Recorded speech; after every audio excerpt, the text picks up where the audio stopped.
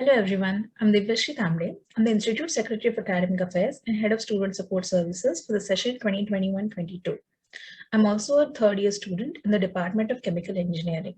Firstly, congratulations on coming to IIT Bombay, and I welcome you all to the technical orientation. The aim of this orientation is to acquaint you to the different platforms and services that you would be using while you stay at IIT Bombay. We are using a recording that was made last year by Priyanka Bagde, who was the Institute Secretary Academic Affairs and Head of Student Support Services before me. She'll guide you through the different platforms and the various steps that you would have to take. We have also updated the video accordingly to make it fit for this year and have added certain sections. Handing over to Priyanka now.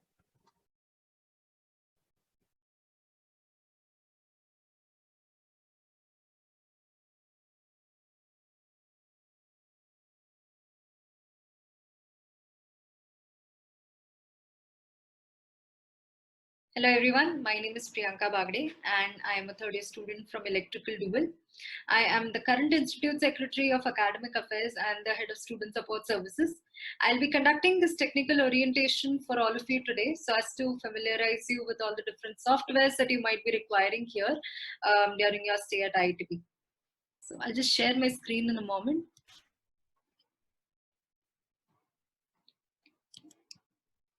So Student Support Services is a part of the Undergraduate Academic Council at IITB, and it takes care of all the basic requirements of students across all the years.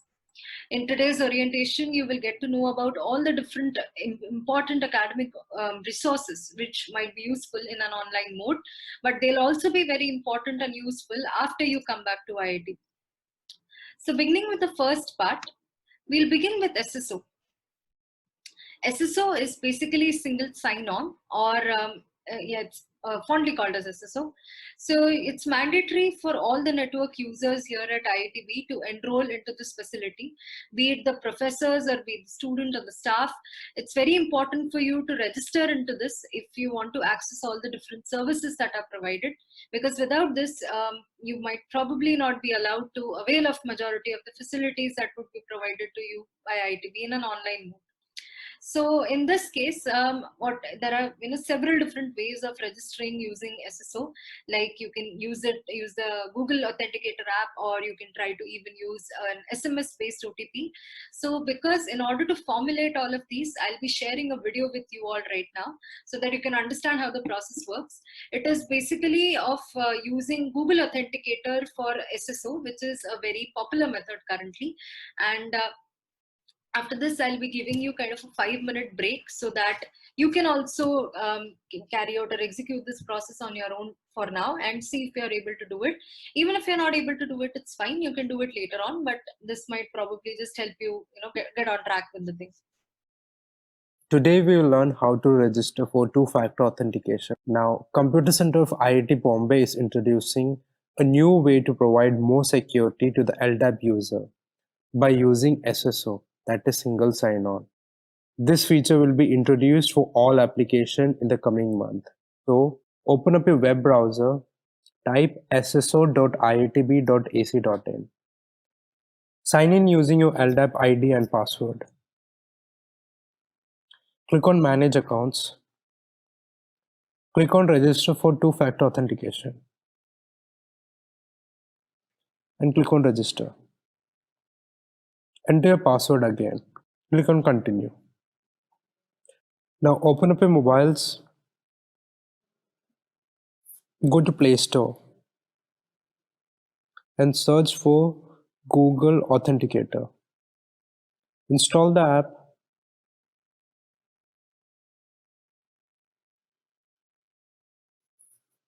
Click on Open. Click on Begin, Skip, and click on Scan a barcode. Allow. This will scan the barcode and generate a OTP. Now write this OTP in the web browser and click on Register. This is how you register for two-factor authentication. Let's log out now and check the login process. Now the next time you try to log in, it will directly ask for an OTP. So open up the app and write the OTP to log in.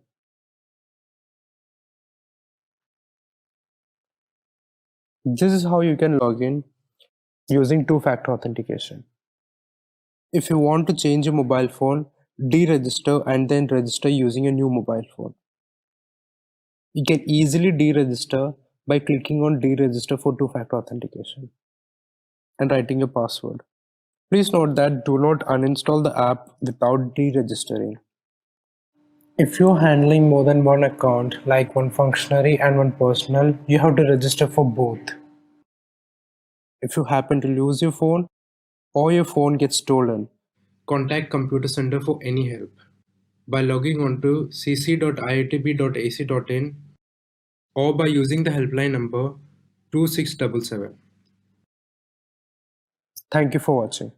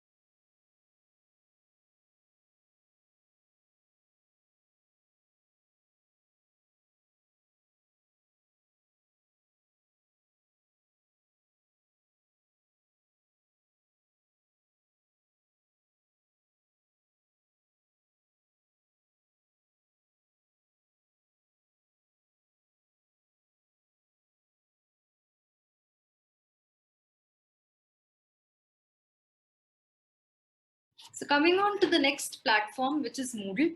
Moodle is probably going to be your most used platform here at IITB, even after you come back to the institute. It's a very common platform for students to interact with the professors related to all the different courses. You have to log in into Moodle using your LDAP ID and password. I'm going to emphasize time and again that your LDAP ID and password are really very important, and you should not forget them because they'll be required for accessing more than 90% of all the services that probably IITB has to offer. And please do not share the LDAP ID with anybody else, and because there might be a few places which contain personal information related to maybe your phone numbers or your addresses or anything, grades, anything. So don't share it with anybody and do not forget it. So moving on to Moodle. Moodle is basically a platform for students to interact with professors, as I already mentioned. You can ask queries, you can download all the video lectures. It's also used as a platform for conducting quizzes by quite a few profs. Now, posting, apart from this, what you can do is you can start a discussion forum on Moodle. And when you do that, you can invite everybody who is registered in the course as well as the professors in the course in order to participate in that discussion. So posting or replying on Moodle basically sends out an email to everybody who is registered for that particular course. So that's one thing that you need to take care of. But apart from this, if you definitely want to contact the prof personally, you can do so. You can email the prof at his personal email ID and try and talk to him and get in touch with him. Since it's a very important platform, I'll try to demonstrate it to you the way it works so that you can again get familiar with the process. And again, I'll be providing you with a short 2 to 3 minute break so that you can explore this website by yourself and try and understand how this works. I've given you the link here as well. You can just type it out in your browsers and you can explore it after I'm done showing how it works. We log into Moodle, that is at moodle.iitb.ac.in. This is probably going to be like your most used website as a student in IITB. So first we log in using our LDAP ID and credentials. As soon as you log in, you will be actually coming to this homepage, which is basically your dashboard. Here you will be able to view all the courses that you have registered for till now, or at least the ones which are in progress. So these are all the different courses that I have registered for this semester. So in your dashboard, you might be able to see PH 107 or CS 101 or things which are similar to that. So first, let us move on to say one of the courses. Let it be the course of microprocessors. Now, when you go to microprocessors, here you will see how the professor has actually uploaded all the lecture slides of all the theory that he has covered till now.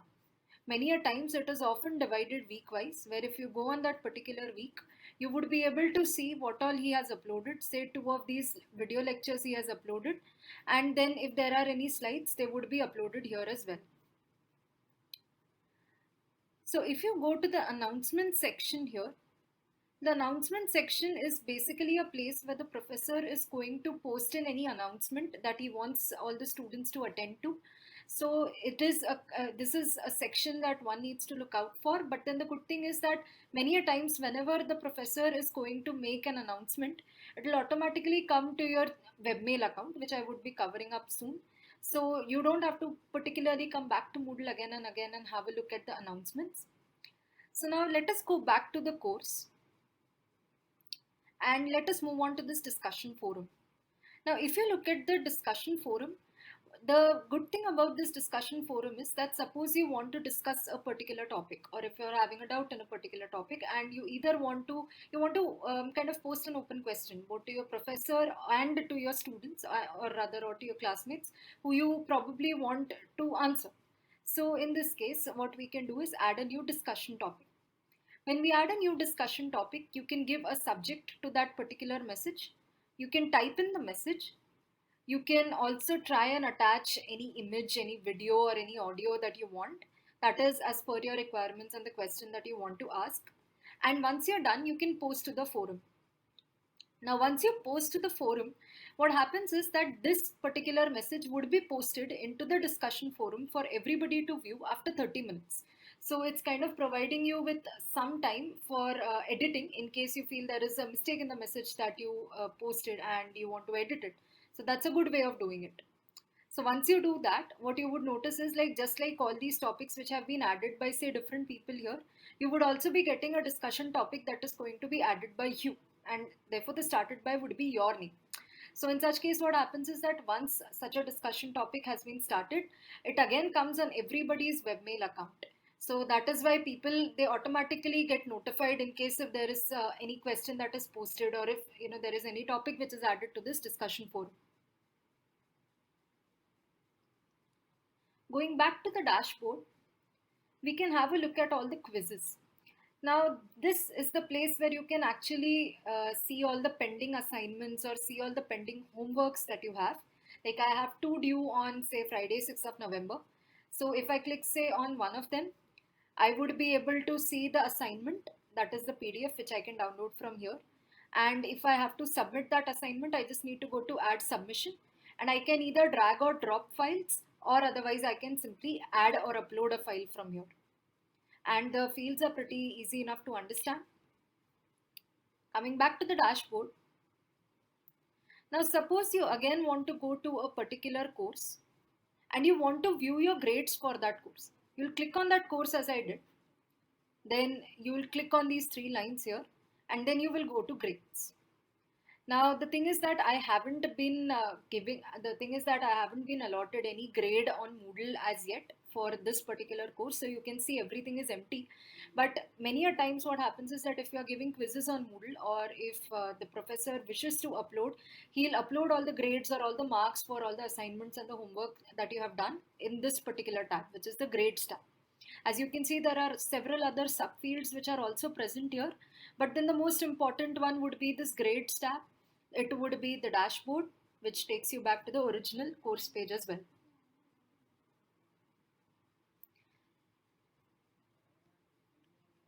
So this was all for Moodle. As you can see, here are like a list of all the online users who have used it since the past last 5 minutes. And I think this is all you would be needing for at least getting started. So try and explore more. Take 2 or 3 more minutes right now and log into the website and try and explore all these different features out.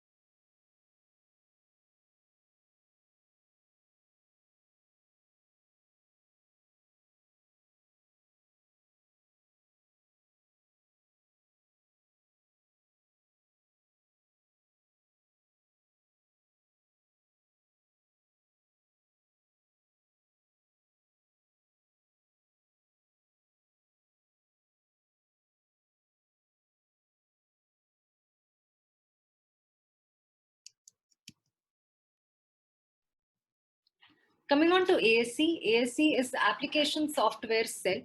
It is another website that you would have to access. Since it's basically used for registration, it's widely used rather, I should say, for registration.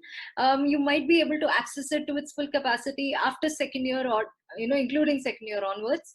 But for now, I think you should just familiarize yourself with what the website is and what all things you might see there.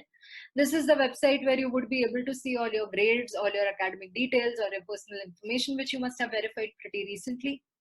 And you can view one interesting aspect of it is that you can view all the grading statistics for different courses. Now, don't worry if you don't understand. I'll be, very soon showing it all out to you and how it works and all. Even into the semester, you might have to fill in the course feedback form for your professors. Say it might be at the middle of the semester or it might be at the end of the semester. So ASC is the only way of doing that. Again, you need to log in into ASC using your LDAP ID and credentials. So you can understand how it's almost used everywhere, your LDAP ID. To asc.iitb.ac.in. When you do, you need to fill in your LDAP password. And you also need to fill in the OTP that you are going to get from your SSO authentication. Now here, to point out, the authentication method that I'm using is an OTP based authentication method. You can even use an SMS based or any other method highlighted. So let us move on to login, again using your LDAP credentials. So this is the way your homepage is going to look like. Let us get to academics. In academics, you can have a look at your academic or personal details and you can move on to view. That is where you would be able to see all the courses that you have taken till now, as well as your CPI, SPI, etc. Then ASC is majorly used since for registration purposes. You might not be using it a lot in your first year, but it will come very handy in your second year, third semester onwards when you have to register for courses on your own. So there is one more very interesting insight that you can check, and which is grading statistics. So basically I'll show you what it is. Go to all about courses and then go to grading stats. So here what you can do is you can try and search for any course that has been conducted till now. Say probably I want to go on for semester 2 and say I want to check out the course EE338 and I submit it. So basically what I see is the score which is going to be given for that particular batch, which was 2018 and semester 2. So I can see the number of people who have got every particular grade. So, sometimes it helps in getting an idea of the kind of grading which might be done by the professor if the professor has remained the same, because professors keep on changing. So that's an interesting thing that can be explored. And generally it's not very first years are not very concerned with ASC, but then you might want to explore a few features out here as well, because generally as your semester progresses, you might even have to fill in the course feedback form for all your course instructors, which also needs to be done on the same website, that is on ASC itself. Okay, moving on to external ASC. External ASC is pretty much similar to ASC itself. It is just that it has a subset of all the functionalities of ASC. It is primarily used by all the students in order to view their grades for all the different courses, and you can have a look at your personal information. As a snapshot itself is showing right now, you can see all the CPIs and all the SPIs, etc. for all these different semesters. And since third semester onwards, you can even pre-register using external ASC, but it is not something that you should concern yourself right now with. Probably one thing that is going to be very important to you is regarding fee payments next semester onwards. Your hostel fee payments, or even be it your tuition fees, you would be paying it via the external ASC, and I'll be showing it to you in detail how we're going to do that. And I'll be giving you a 3-minute break after this so that you can try and understand how ASC and how external ASC exactly work, and you can just try and explore it a bit yourself. Diving into external ASC and what it is, first you need to come to this particular website, which is portal.itb.ac.in/ASC/login, and you need to again log in using your LDAP ID and password. So once you log in, it is kind of very similar to what we saw even in the original ASC, or the one that we just saw before, where you could view all your academic details and your personal details. If you actually go to this tab, you will notice that it is all personal information.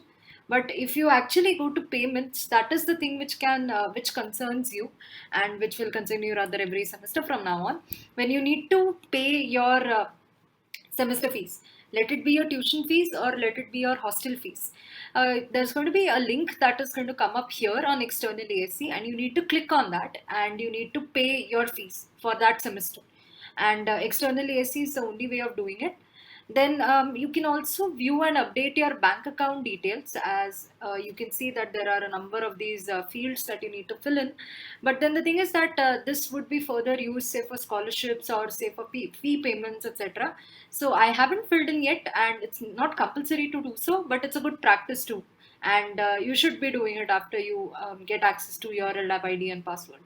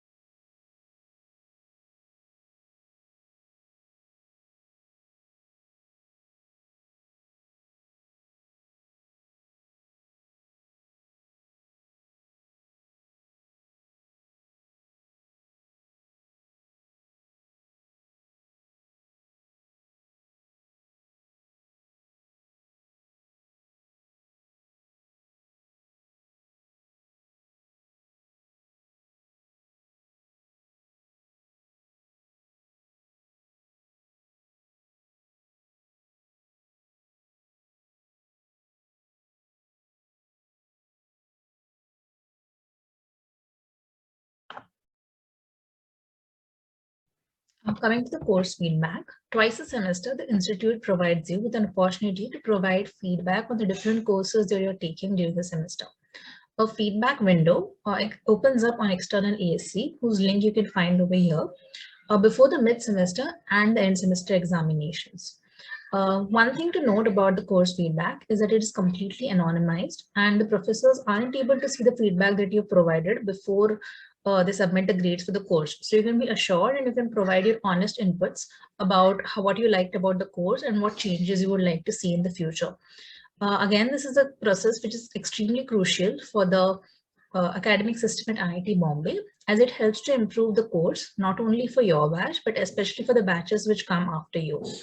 Another thing is that you would need to have filled in the course feedback when the window opens up to be able to view the grades when they are submitted on ASC. So make sure that you fill it up well within the deadline.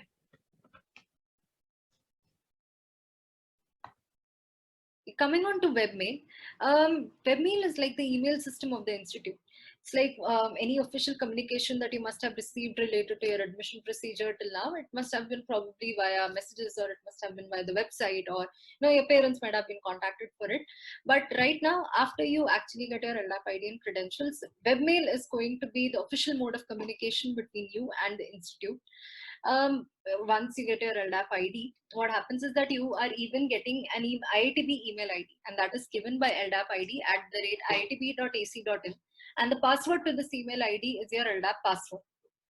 So basically now if you actually if the dean or if the director wants to communicate with you guys, then in that case they'll be sending out an email on webmail. They won't be contacting anybody else. So you should at least make it a good practice to check your webmail accounts out once a day, so that you don't miss out on any important notifications. And the thing is that, as you can see in the snapshot, that the interface looks very different. And if at least from Gmail, if you have accessed it, but don't worry, you can even integrate webmail into Gmail, and you can access both of them together on your phone as well. We'll be providing separate videos for that later, and we won't be integrating it right now, but it's a very easy process and you can definitely do it on your own. And there would be videos to guide you as well. And you can do that by webmail.iitb.ac.in. You again need to fill in your LDAP credentials, so it just shows how important your LDAP ID and password are, and the fact that you shouldn't forget it. Okay, the captchas might take a bit long. Okay, so once you log in, you can see how it's basically like a mailbox. This is like your inbox. It's showing all the emails that you have received, and you can again compose a mail, or you can go to drafts, or you can even see junk and deleted items. So there's nothing new about webmail as a mailing system. It is pretty much like Gmail or any other mailing system. But then the thing is that it is, as I've mentioned already, it's going to be used for official communication from the institute. Any mail which is going to now come from, say, the director, or say from the dean, or from, say, the general secretaries, anybody who is belonging to the institute will not come to your email IDs, but it will to your Gmail IDs, sorry, but it will rather come to your webmail accounts. So you need to keep on checking your webmail accounts regularly. It is important to check it at least once a day, so that you're sure that you are not missing out on any important notification that you might have got. Now, I know that this looks a bit different, but the good thing is that you can even integrate webmail into your Gmail account, just into your Gmail account. That's going to work on both your laptop as well as on your mobile. It's going to work on both. The videos for that would be separately provided at the end. So you can probably have a look at it if you want to integrate it entirely into your Gmail.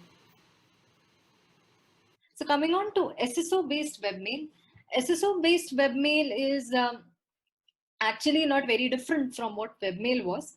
The only thing is that you have two different ways of accessing them. When you come to SSO based webmail, you basically have to log in using your LDAP ID and credentials, just like you did for webmail. But then you would also have to use SSO authentication here. And that is not something which had to be done for webmail. So the logging facilities are a bit different. And you can see that the interface also is pretty different from what we saw in the previous slide. And but that's more or less it. It doesn't have a lot of difference in the functionalities between the two. So you can definitely try and explore this. Probably I'll give you a minute so that you can try and understand how it all works, and just have a look at it at least.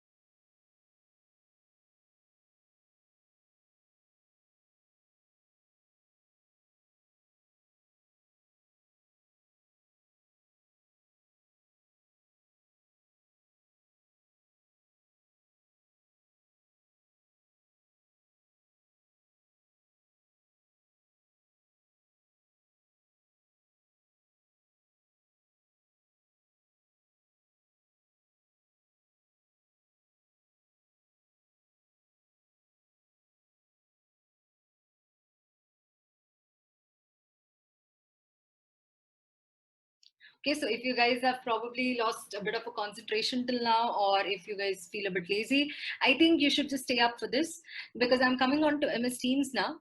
MS Teams is probably the most widely used app currently. It's used by professors to conduct live interactions. It's used by them to provide you with class materials and even to conduct quizzes and give you assignments. So the thing is that again, for Teams, you have to use your LDAP ID and password, because an institute is providing you an account on MS Teams, and you can even install it on your mobile. So that's pretty great. Like, you can get all your notifications on the mobile itself. And don't worry, I'm going to go into a lot of detail related to this entire process and the way it is all going to look like. So you need not be scared about it. And after that, I'll just probably give you a minute or two to digest the fact and at least try and access probably the browser mode of MS Teams. You might not be able to access download the app immediately right now on your phone or on your laptops, but you can try. Definitely, you should give it a try after the orientation. MS Teams is like the most used app currently in the institute. It is used by almost every professor for conducting sessions, live interactions, etc. So I'll get straight into it now. So first, what you need to do is you need to download MS Teams. So I can do that, and I'll go to the website which allows me to. So here you can see there are two options. One is download for desktop, the other one is download for mobile. Now download for mobile is like you go to your app store or you go to the Android store, you download the app and then you again log in. The same thing as you download for your desktop. I'm not going to download it all over again because I already have it, but you need to download it and you again need to log in using the same exact process of LDAP ID, LDAP password and SSO if that is also required. So once it's going to be downloaded, you can actually come and look at the MS Teams interface, and this is the way it is going to look like. Now these all are the teams that I've been added to, and they kind of summarize all the courses that I have been a part of. So I'll probably use one of the courses, and let's get to say E301. Yes. So now when you actually go to EE301, what you can notice is that there is this chat window kind of a thing which is provided. And as you can see that the professor in charge is, she can very easily send out probably some announcement or some message, which is going to be visible for the entire class to see. Now, once you actually come to this interface, you need to go into files. Now, if you go into files, you can see that she has uploaded a lot of material, and if you go into class materials further, you will notice that there are lecture videos. There is this lecture PDF thing that I am in currently. You can, you can go into lecture videos, and you would notice that these all are the different lecture videos she has uploaded in Teams itself. So like, instead of providing us with a drive link or instead of using some other medium of sharing her videos, what she has done is she has provided us with the videos here itself in Teams. If you go on to assignments, what you would notice is that there are these completed assignments and there is this assigned assignment, or the ones which I need to complete, the ones which are going to be due. So as you can notice, if you say probably go to one of the assignments, you can view the PDF here. That is, you can view the assignment here. This is the assignment. And if you need to hand in your work, as in you need to submit the assignment, you need to add work. Sorry, it's a bit slow. So you need to upload it from your device. You can just simply upload it from your device, attach it, and then after that just click on hand in. Don't forget to click on this hand in because it's very, very important. Otherwise your assignment is not going to get submitted. Now there are these different channels as well which are present. I won't go into the details of this, but then it might come in handy just to know that there are these different channels which are present. So as in, people who are a part of general, they may not be a part of the subgroup 3, which is one more channel that has been created.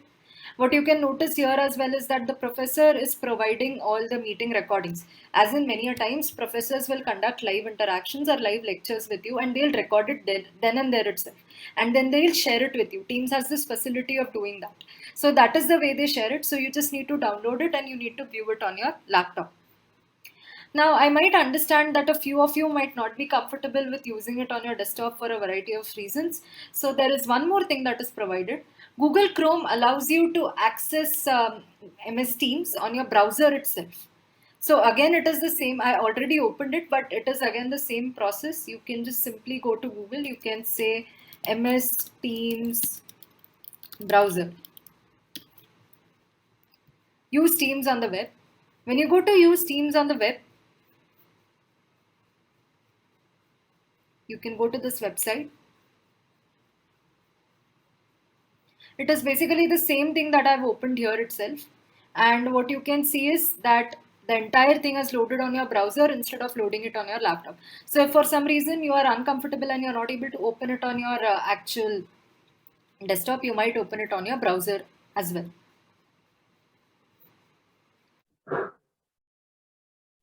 One additional feature on MS Teams that you can use is that if you go to a particular channel and go into the files section for the channel, you can see an option over here which says open SharePoint. Clicking on that should take you to the SharePoint link for this particular channel, where you can access all the different folders and the files which are present over here for this particular course. This provides you with a very good feature, is that you can access this all in your web browser and you don't need to download them on your laptop if you want to save storage. So you can click on any of these videos over here and that should play the video, and over here too you can download for the same. One another feature which is really useful is that IIT Bombay provides you with access to Office 365 via your LDAP IDs. So if you go to office.com and you click on sign in, I'll just take a moment and sign myself in.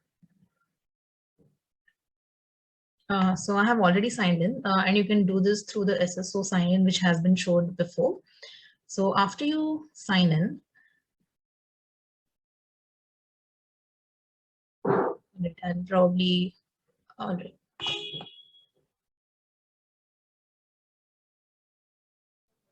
After you have signed in, you're able to see this interface over here where you can access all the files that you were accessing on MS Teams and which have been shared with you. Additionally, you can also use all of these different softwares such as Word, Excel, or PowerPoint. If you don't have these on your laptop or you don't have a Microsoft license, you don't have to worry. IIT Bombay provides you with an access over here. And additionally, on OneDrive, you have about 1 TB of storage, which is accessible to you. So SharePoint as well as Office 365 come under it. So 1 TB of storage is what you can use to store all the data that you need apart from your G Suite and Big Home data. So over here, you can create a new document, which opens up a docx file over here, right inside your web browser, and there's no need for you to download it.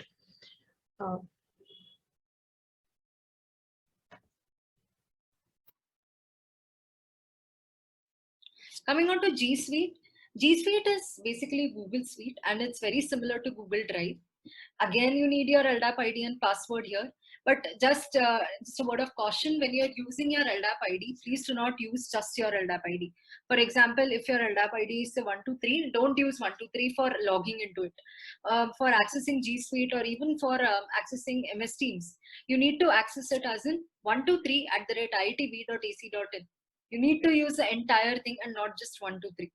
And then you need to use your LDAP password.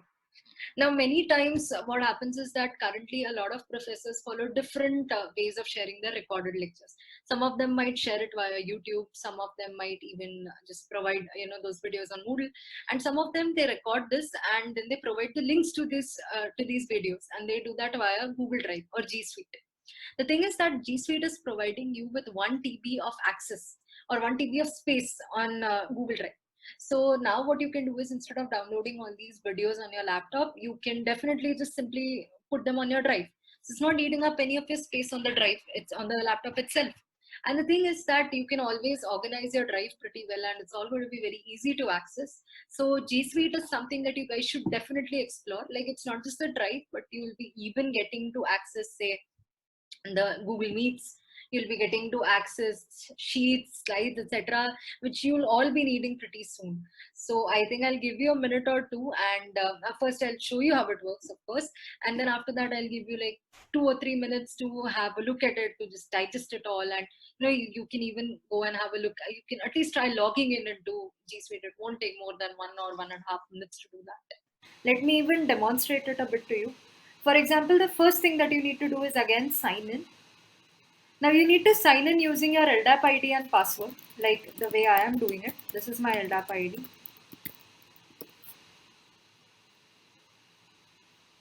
Okay, I must have made, oh sorry, I've made a mistake here. Yeah, so it is again taking me to SSO. Now I need to put in that one-time OTP which I'm going to get from my authenticator, as I even did before.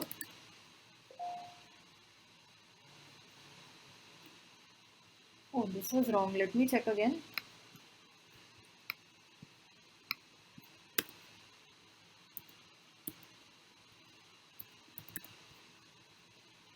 Yes, this was the correct one. So now I'm logged in. Now, once you log in, you can actually see all those things, all those facilities which I was talking about being available. First, let me go to the drive.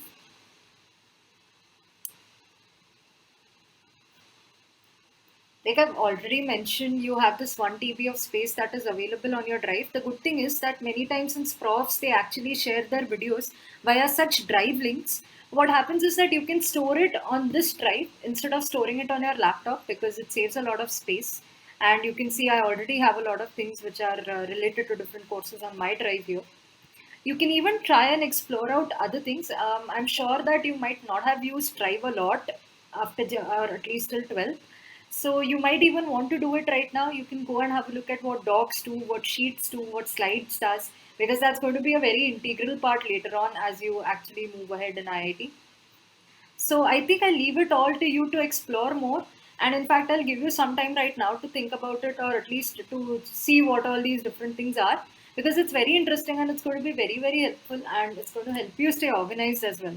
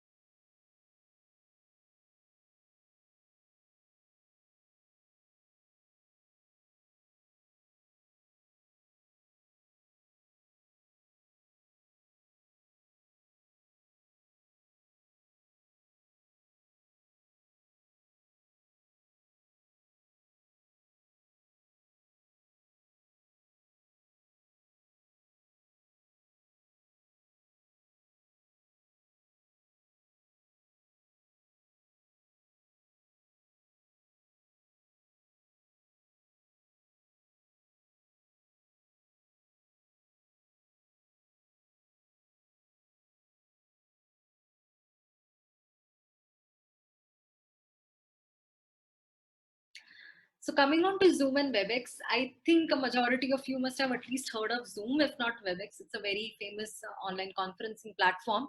And the thing is that IITB again provides you with an account, as a student account in Zoom and WebEx. So suppose you want to access WebEx, you need to go at the site that I've mentioned here, and you just need to log in using your LDAP ID password, and it's going to be an SSO based authentication over there. And you can even access Zoom similarly, where you just need to go on their website and you need to sign in. These two processes are pretty relatively easy, so I am not demonstrating them to you right now, but it is something that you should definitely give a try. And that is because different professors, again, as I've said, they have different ways of trying to share all their, or conduct live interactions or live sessions with students. Some of them might not even use MS Teams, but they might use Zoom or WebEx. So it's always a good idea to get into a habit of accessing all these things so that you're not in trouble at the main moment. Just like Zoom and WebEx, Gmeet is also a very common platform that is used by professors to conduct online classes here in IITB. And it is a part of G Suite. So once you access G Suite, as shown before, you can very easily access Gmeet. The only thing that you need to do is go to the Google homepage, and after that, click on that three, dot kind of a thing which is highlighted. On that, you can go and access Gmeet further, which is shown in this black square. Or what you can do is directly go to this website that I've mentioned, that is meet.google.com, and there you can directly log in and you can use Gmeet further. Coming on to Freshie resources, we've got a lot of requests from students regarding previous year papers, tutorials, slides, etc. So what we do is, we as Student Support Services every year collect this repository of all the previous year's papers, which might have been taken by different instructors as well. And it is purely meant to aid students in their preparations. It's definitely not a substitute to classes or instructors, but it's going to be a good guide. So for people who want to start early, or even just before your exams, it's a very, very good means of practicing or solving questions. We'll be sharing this drive link or the Freshie resources through the Student Support Services FB page. So do stay tuned there. And I've also provided the link here as well.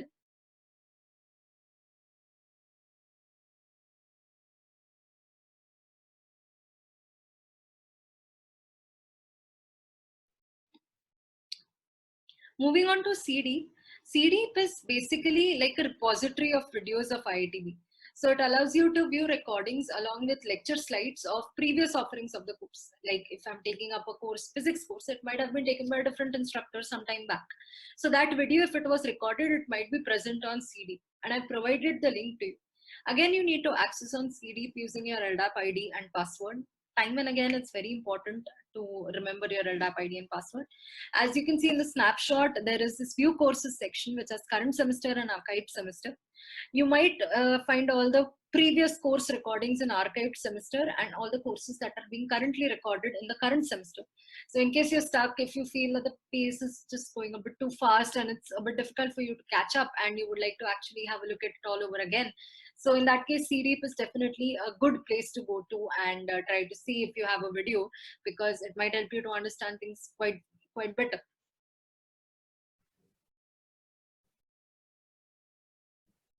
Coming to NPTEL and SWAYAM, as you learned about CD, while it is restricted to IIT Bombay, NPTEL and SWAYAM is something which is open to everyone and has courses from different IITs, apart from IIT Bombay, and also different NITs. I think the most interesting part about both of these is that you're able to take up courses from different institutes and learn any course that you want out of interest or something that you would you have wanted to do for a long time. And you can even get certified for the same. Also, you can tag these courses here at IIT Bombay as part of your curriculum. You can find the details about how to do this on different resources that the Student Support Services develops, and also your department websites. Here's a glimpse of the web page that you can see when you go to NPTEL's website. And you can browse through the different courses and look at the different requirements that they might have. Here are the links provided for your use.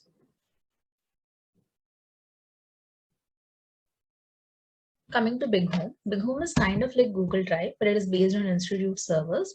Similar to Google Drive, you can save as well as share different documents and all of your stuff that you want to put up over here. The institute provides you with a certain space which is allotted for you on the institute server. The most important features that a lot of students use at IIT Bombay is that Big Home allows you to make your own homepage or a web page where you can host your own website and also your resume or any place for other people outside the institute to contact you. This will, however, require a little bit of web development knowledge, but I think that is something that you can work around.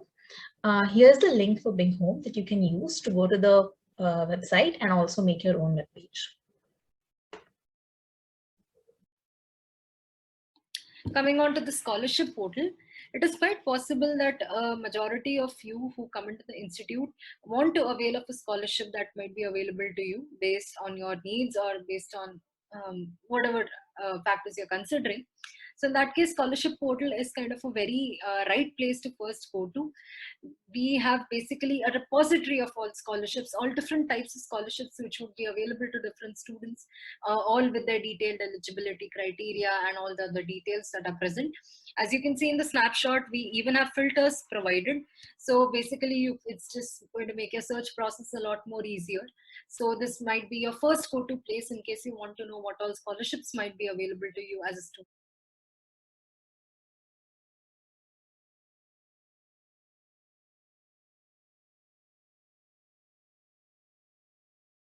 So I can understand if a lot of you are having doubts till now, or if you want to go into the details of a few things and you are stuck somewhere, you need not worry about it. You can definitely give this website a visit, which is www.cc.itb.ac.in. It is like your one-stop guide for all the information related to online resources in IITB. You can here check out the FAQs, you can check out the CC services, and you can check out even all the SSO related FAQs, which are very strongly recommended. It will basically help you in solving all your problems on your own and solve all the questions you might have related to whatever has been taught to you till now. This brings us to the end of the technical orientation. Thank you so much for your patience. We hope you found it to be useful. We would also like to extend our thanks to the SSS team of 2020-21 for recording this video last year. If you have any queries or doubts while carrying out all the things that were shown in the video, please feel free to reach out to us and the SSS team. You can reach out to me on the email ID that is shown over here, or you can also reach out to the academic coordinators. The 4 academic coordinators' contact numbers have been displayed over here. Alternately, you can also contact us via our Facebook and Instagram pages, and you can also look for updates on the different initiatives that we carry out. Scanning these QR codes should lead you to the appropriate websites. Thanks a lot.